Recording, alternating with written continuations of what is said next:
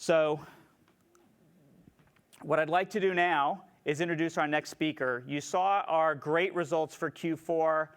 I'm going to introduce next the man who runs the field sales organization, the person that delivered those results for us in the fourth quarter. Bookings growth of 27%, great share momentum, great acceleration in the field. Please help me welcome up our Chief Operating Officer, Kevin Turner. Thanks, Bill. Appreciate it, John. Well, good morning. You guys are dead. Good morning. All right. Good to be able to share a little bit about what we're doing in here. We need to bring the lights up, too, a little bit to make sure we've got good energy in this room all day, because we've got some great stuff to share with you about what we're doing as a company and about where we're headed as an organization. As Bill talked to you about, I'm going to go through our business that we have with businesses. And specifically, I'll talk some about enterprises, I'll talk some about small business, but I'll talk mostly about the core distinction that we have for this particular business is it's the least publicized of all the businesses we have in the organization, and it's also the most profitable part of our business as well. So there's some real irony as it relates to the segment that I'm going to be able to cover with you today to help you understand our focus for this next year and to allow you to see some of the things that we're zeroing in on to be able to strategically move the business forward in these areas.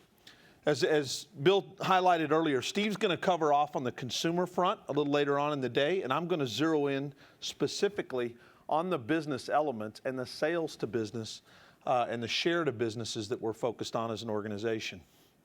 The first thing I want to do to set it up, though, because we got through this macroeconomic environment really around the fact that we're very geographically dispersed, our business is very diverse, and we have and cater to all the customer segments that you can think of, from end users and consumers to the largest governments and businesses in the world. And certainly as you look at our theaters of operation, the thing that we're really pleased to see is we wouldn't say we've recovered as it relates to the global macroeconomic environment that we all faced a year ago, but we would tell you that we see things getting much better, that it's strengthening in the marketplace. Clearly Q3 was an early indication of that for us. Q4 was a good indication of that, and the momentum that we have going into this year is a good indication of that for us as well. Again, the 60-40 split, or close to 60-40 split from a geography base. We sell products out of 191 countries around the world. We've got over 107 subsidiaries, very, very diverse as it relates to the geographic distribution. From a customer segment standpoint, this is how we think about the business. Our enterprise business is about 35.8% of the company. Our small and medium-sized business is about 20 as you look at it, and that's really the two pieces of that pie are the two that I'm going to talk about today. The other thing that I would tell you around products and services is certainly Windows and Office are very, very substantial to the company, but look at the percent increase of server and tools is now 23.8% of our company and growing. And we've got some of the most exciting things to share with you today about what's going on in that specific space and what we're doing as an organization. But clearly three big engines. And our entertainment devices business continues to explode, and you're going to see and experience some of the exciting things going on there. There's a 4-point plan that we have to winning with businesses. The first one is around rebooting, retransitioning, replatforming ourselves, if you will, around leading with the cloud with our customers. A year ago, we talked to our customers a lot about the fact that, hey, we're very uniquely positioned because we offer you the opportunity for choice. We offer you the opportunity to say, if you want on-premise, we offer that. If you want to go to the cloud, we'll help you do that. We've changed that. I don't believe that was a good move strategically, and it's one that I'm personally course correcting us on as an organization. We are going to lead with the cloud. And I'll show you today and I'll talk to you today about the fact that leading with the cloud actually helps better position Microsoft to sell more on-premise products than we ever have before. That very strategically, it signals a very clear commitment to our customers and to our partners that when it comes to cloud computing, we're not only all in, that in this specific space, we're by far the market leader with what we have today with these 2010 launches. And that's really the energy that we have, and we were able to harness that in Q4 in a big way, and riding that momentum throughout this year remains a very important driver for us. Driving the Windows 7 and Office 2010 refresh, you know, this is a chance of a lifetime for many of us. I've been here the last 5 years, and clearly the momentum that we have around the desktop refresh and business PC refresh is huge as it relates to what we're seeing in the marketplace and where we're going to go. And I'll share some of the exciting wins with you that we have out there. Driving customer satisfaction, I got a great story to share with you there. And then, of course, the main theme that I talked to you about last year was growing our share. And in this space, we did that. And we did it very, very well, because in tough economic times, winners and losers, I believe, are going to be determined by those companies who can really find a way to grow share and find a way to increase their share of the pie as that pie continues to shrink. And that's certainly what we were able to do this past year. And there's some interesting things that we're going to get into there. When you think about the cloud, excuse me, to set it up, this is what we're seeing from a customer standpoint. Customers are really after these three things in a big way. They want to increase speed, they want to increase responsiveness, the ability for them to have new licensing models to pay for utilization is important. Now, a company that still operates around, you know, we figure we get paid for every other copy of software that we have around the world. Pay from utilization is not necessarily a bad thing for Microsoft. It's actually a very good thing for us. Lower overall costs and predictability. Clearly, not just the Microsoft licensing costs, but the overall ability to have IT as a service and help customers drive down overall costs are huge in this particular space. The shift from CapEx to OpEx is one that we're having to handhold our customers to, because this is a big budget shift for how they budget their business. Accelerate speed to value. The opportunity for CIOs and development folks inside companies today, the pressure that they're under is huge to innovate, to create new revenue streams, to create new business models, to really accelerate what's going on from a development standpoint, and allowing them to get into markets and exit markets quickly, allowing them not to have to buy a bunch of iron and data center space for those peak volume times. The cloud takes all of that load and burden off of businesses in a big way. Customers also want to get to the point where they don't have patching, they don't have maintenance. They can do deployment much faster. They want to get to the opportunity of really having multi-layered security built into the applications. And then they want that reliability and fault tolerance. And the cloud is a really unique opportunity to give that to them in such a dramatic way, more dramatic than we've ever been able to do before. And thirdly, they really want to increase their productivity of their workers.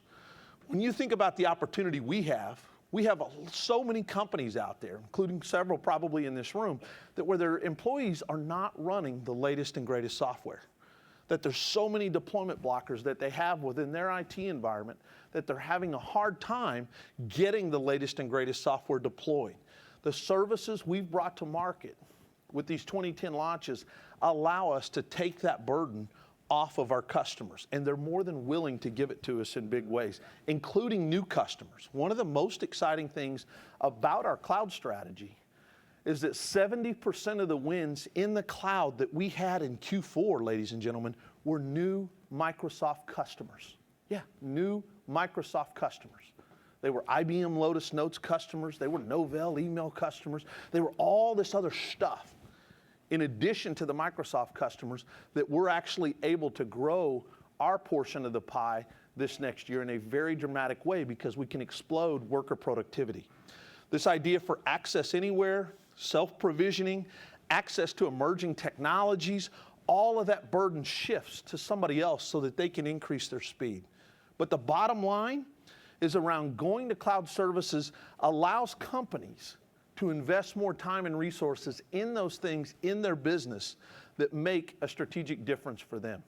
And that's really this momentum. I think today we talk about cloud services as an emerging trend. I do believe 3 years from now, it will simply be another way that people find, share, and use and provision software in the marketplace.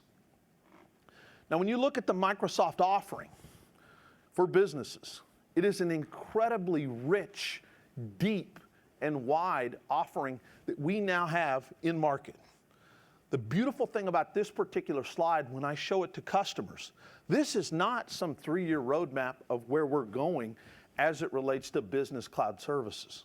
This is what I'm going to have available to you this year in the cloud. What an awesome opportunity.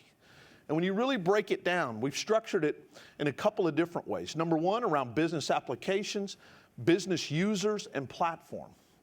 And when I talk to customers, I specifically zero in around biz apps, productivity, collaboration, communication, desktop management, identity, database, and platform. Because the opportunity we now have with our customers is taking them through step by step in their business and showing them the opportunity that we have with Microsoft. The most beautiful thing about our offering is most companies of any size aren't going to put every single thing they own in the cloud. That's just not reality. Microsoft is uniquely positioned to offer them the choice and the option of what they want to manage on-premise for certain sets of users and certain applications, and what they want to put in the cloud. But the way we're selling, the way we're going to market, and now that we've launched these products in 41 different countries around the world and many more to come, is the ability for us to sit down and share the roadmap of how we can help you uniquely federate your environment from on-premise to the cloud like no one else can, is a huge opportunity for Microsoft.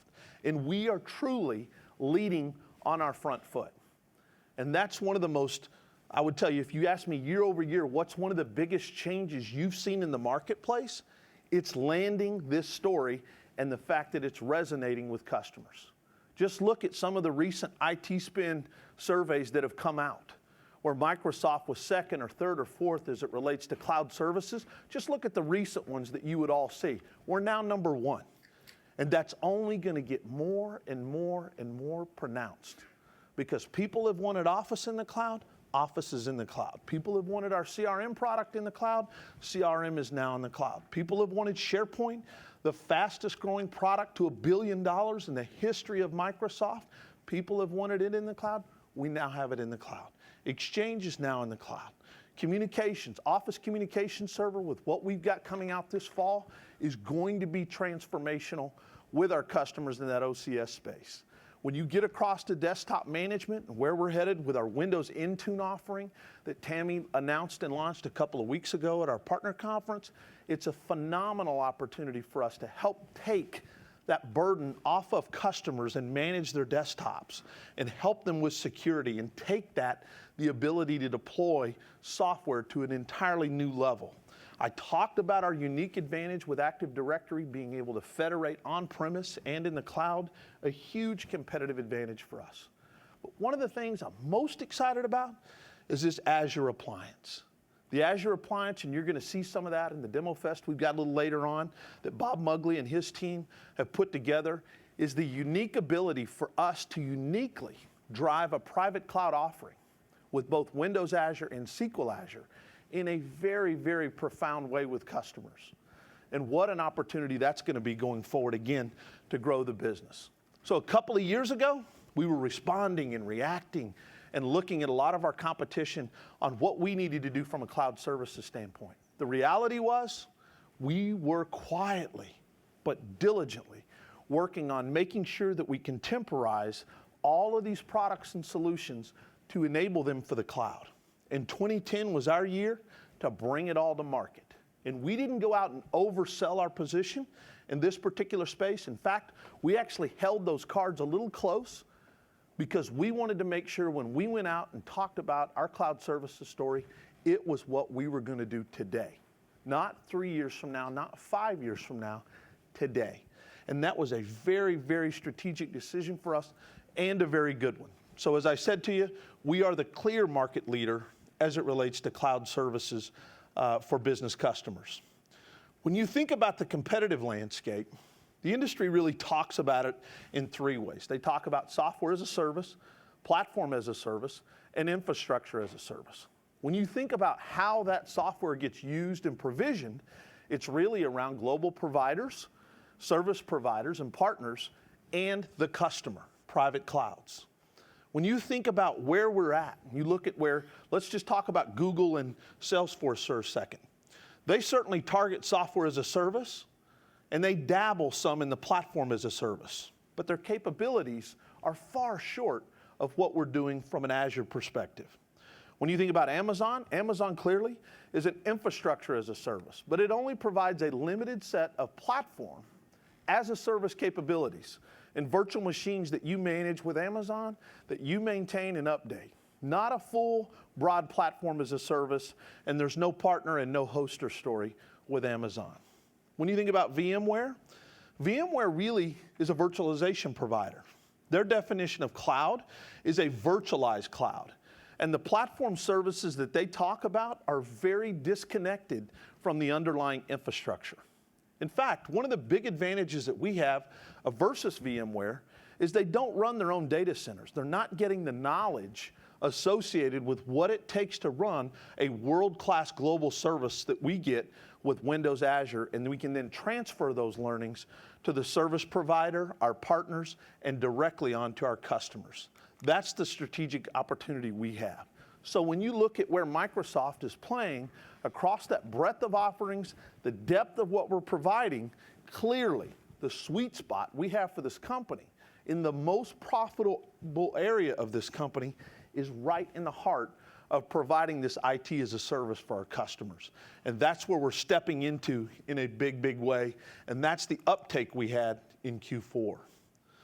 Some of the early momentum, clearly some of the biggest companies in the world are choosing Microsoft and betting their business on cloud services. From American Express, Home Depot, Starbucks, McDonald's, JP Morgan Chase, Koch Enterprises, et cetera, et cetera. I mean, we had an incredible win slate this past Q4. And again, let me remind you, 70% of those wins for the cloud were new business and new customers for Microsoft. So we see a whole land of opportunity as it relates to where we can go in the online services area. An announcement I want to make today are the latest 2 wins we've had. I want to announce today that Dow has chosen Microsoft Business Productivity Online Suite, so has Hyatt. Dow Chemical, over 70,000 business productivity online seats for email, messaging, conferencing, and collaboration. Hyatt Hotels, 17,000 headquarter business productivity online suite users, and 40,000 deskless licenses were also sold to Hyatt. Just an opportunity, and both of those were very competitive bids against Google and IBM. Just an opportunity for us to continue to grow in this particular area. Now, one of the most publicized areas we've had is what are you doing in education? And when you look at the big wins we've had, I just want to highlight a couple of these real quick. First is the state of Kentucky. If you look at what's happened in the state of Kentucky, we've been able to migrate over 830,000 users on the entire state of Kentucky school system migrated to live at Edu, our offering for the Business Productivity Online Suite for Education. What a huge opportunity. Another announcement I want to make today is we've been able to win the University of Georgia just recently, and we're going to take on all of their faculty, all of their students, and their alumni. Over 85,000 people have made that shift to the Microsoft Live at Edu offering. Again, very, very powerful in where we're really going in this space. When you think about the Azure platform as a service, look at some of the wins we've had there. It is our answer to providing the cloud platform and the cloud IT as a service for our business customers. Providing this robust developer model for ISVs and developers and building solutions to be hosted in the cloud is a very unique opportunity for Microsoft, specifically across Azure. And we're gaining a ton of momentum. We just launched this thing about 60 days ago in 41 countries. We now have over 10,000 paying customers on our cloud infrastructure platform, and that number is continuing to grow every day. And when you think about one of the many customers we've seen in that space, the ability for us to help customers get business applications and strategic advantage in a rapid time and shrink the speed of development. They don't have to buy data center space. They don't have to buy iron or hardware. They don't have to provision the servers. They don't have to manage those. The ability for them to use a credit card and start writing applications in Azure is a really unique opportunity for us, and we think it's one of the most important things that we will strategically work on this next year. Our second big focus for businesses clearly is around the Windows 7 and Office 2010 refresh. We've got a lot of momentum. I mean, if you look at Windows 7, it's the most successful operating system that we've ever had in the history of the company. Incidentally, it's the highest quality operating system we've ever produced in the history of the company. We sell just under 8 copies per second since we launched this product in October 22nd of this past year. A year ago, we were here talking to you about the viability of Windows 7. We don't get those comments anymore. In fact, for the first time in a long time, we grew share versus Apple in the United States in laptops per IDC this past year, thanks to Windows 7. In fact, we were up 2.7 points against Apple in the United States in laptops. Steve's going to talk some about that a little later on, but a lot of momentum as it relates to the quality of that product. And we see this opportunity with these old versions out there, XP and both Vista, going after the old versions of our browser. The most beautiful thing about our browser story is the message is getting out with IE8, the safest, most secure browser in the marketplace. We're really excited about IE9, which will be beta and coming out in September. Yes, we had a little headwinds. We had several things that we had to do with IE8 this past year, but guess what? Per external data in the marketplace, in May and June, we grew share in the browser space for the first time in a very long time. So the momentum on that has turned, and it's a whole new day. And where we're going with IE9 and what we're going to do from an HTML5 standard standpoint and where we're going from a speed standpoint, we're really going in a big way in this space this next year and have a great story to tell, including around safety and security in the browser space. Office 2010, huge opportunity for us to go after this old install base. And how do we bring those customers to the cloud? That is our triple play as an organization. So we're lining up our resources. There's great hardware, there's great refresh. The beautiful thing about Windows 7 is a lot of hardware, you don't have to upgrade. That OS runs better, candidly, on some older hardware than our previous operating system.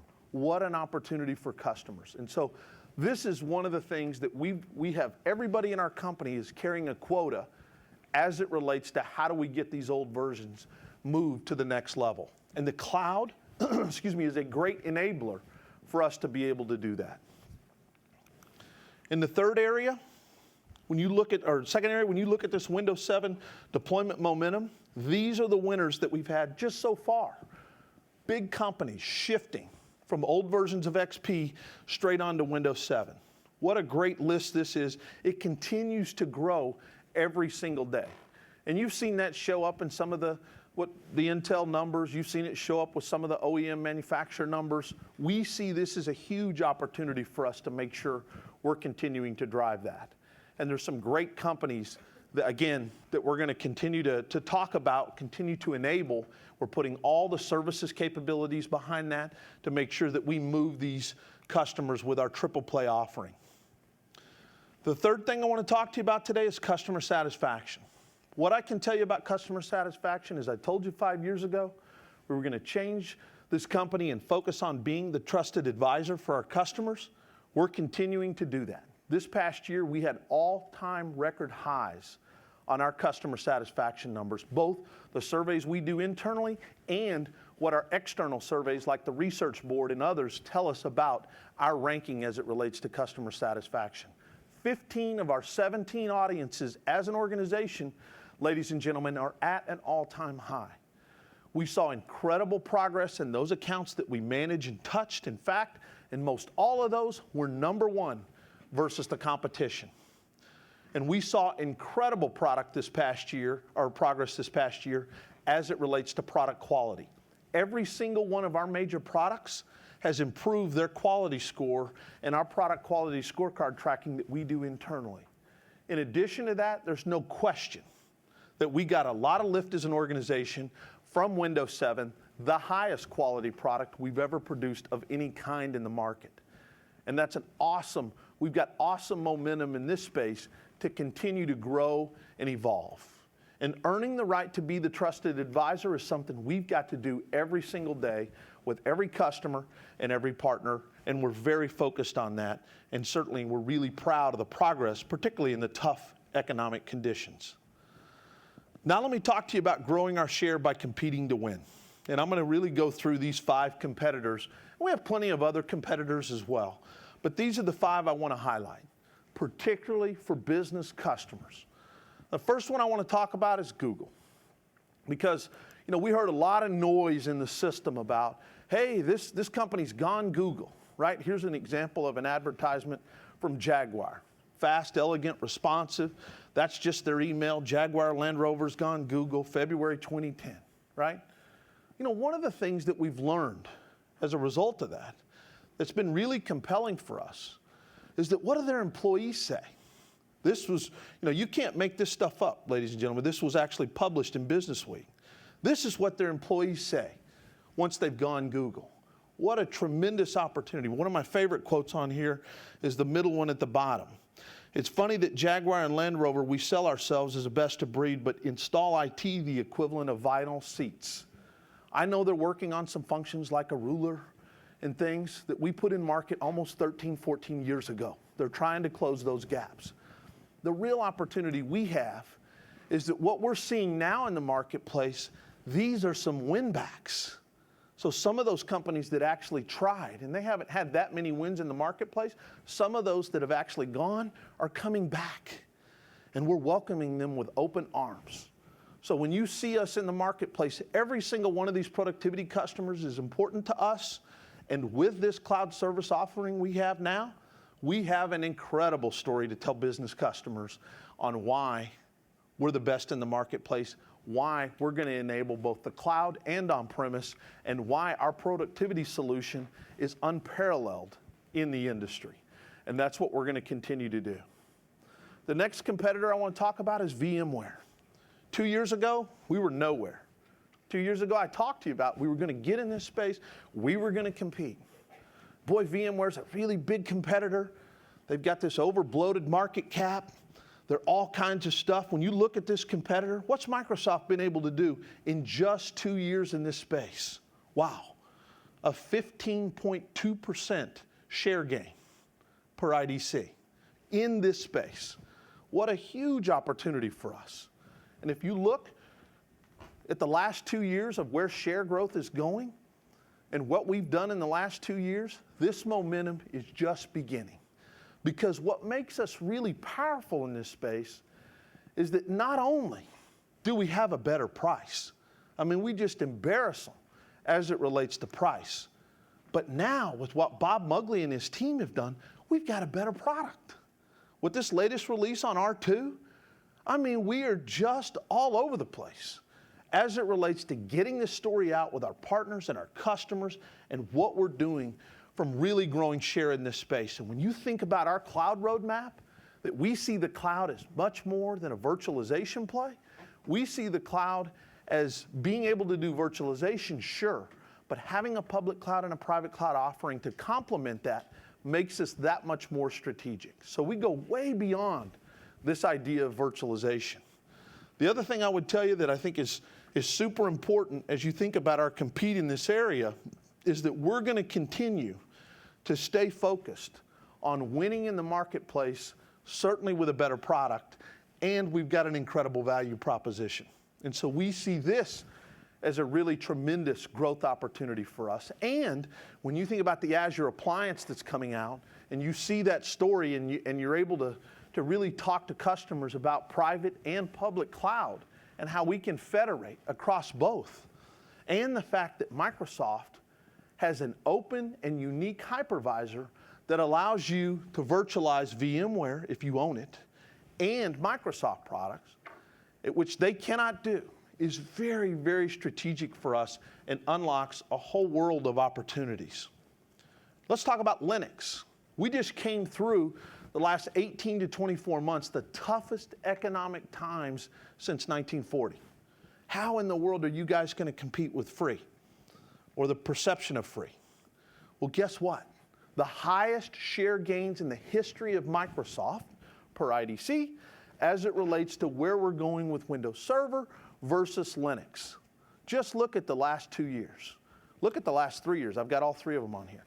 What a unique opportunity for us to continue to get the facts out on that we have a better total cost of ownership, that we're able to be in the market with our cloud story, our development platform, our virtualization technology, where we're going in this space is a huge opportunity for us. So what a great share fighting mentality that we've been able to adopt as it relates to competing against some very, very good competitors.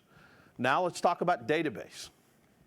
If you look at the last year with databases, we grew 6.2% versus SQL Server.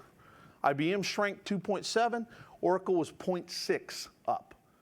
Again, very, very strong share numbers that we're continuing to drive, and we're going to continue to do that. And if you look at what Bob's done with his products and where we're going in this space with the new SQL Server 2008 R2, where we now have a managed self-service business intelligence platform, it is transformational for customers. And the virtualization and live migration capabilities that I showed earlier, very, very strategic for us. And we've also got a brand new, high-end, expensive SKU called the Parallel Data Warehouse, available here in FY11 coming up. And this is going to allow us to unlock and go after those really large 100 terabyte database warehouses and data warehouses. And we're very excited about that. And then, of course, I've talked to you a lot about SQL Azure and where we're going there on that scalable relational platform and how it allows so much competitive advantage for customers.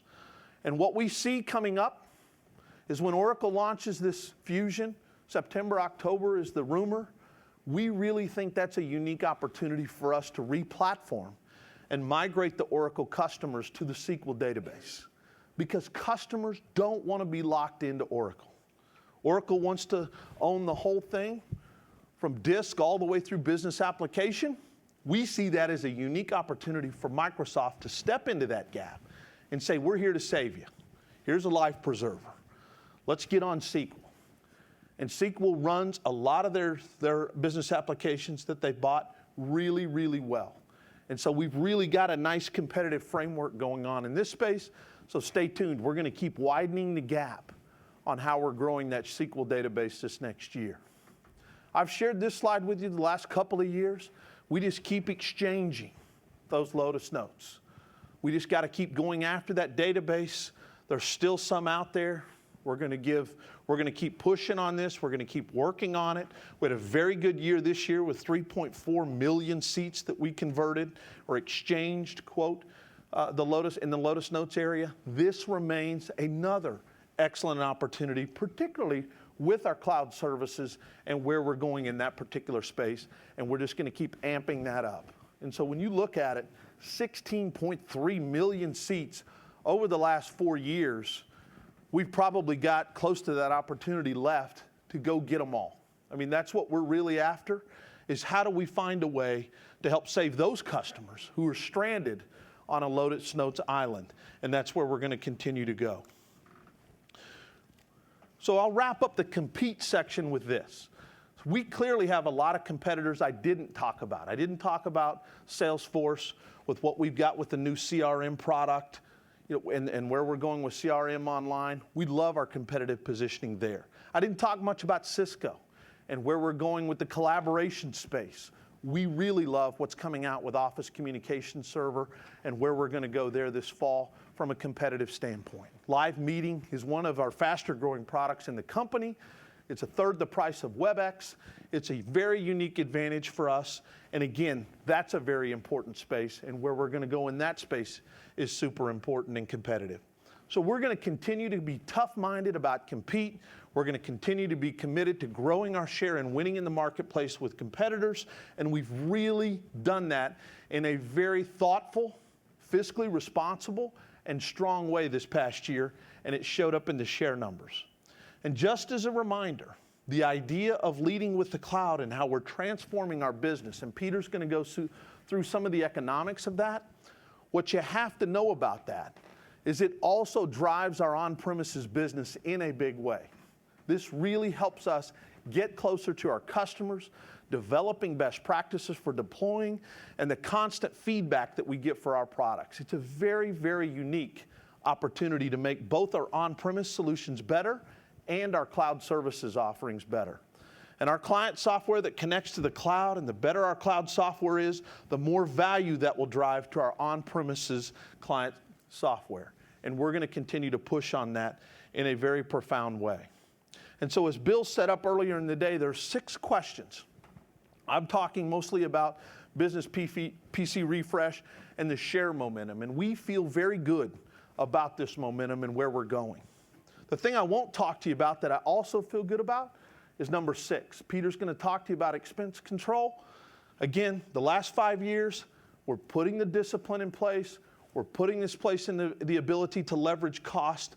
The execution excellence that we're getting from our product groups continues to get better and better and better. The execution excellence we're getting from our field sales and services continue to get better and better and better.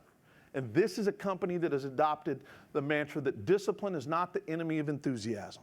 We're very, very excited about that and continue to improve the discipline here like I told you we would 5 years ago, and every year since we have, we're going to continue to drive that. And so the next person I want to bring up to talk about some of the emerging trends and technologies is our Chief Research and Strategy Officer, Craig Mundy, and I'll be back later on in the day for Q&A. Thank you very much.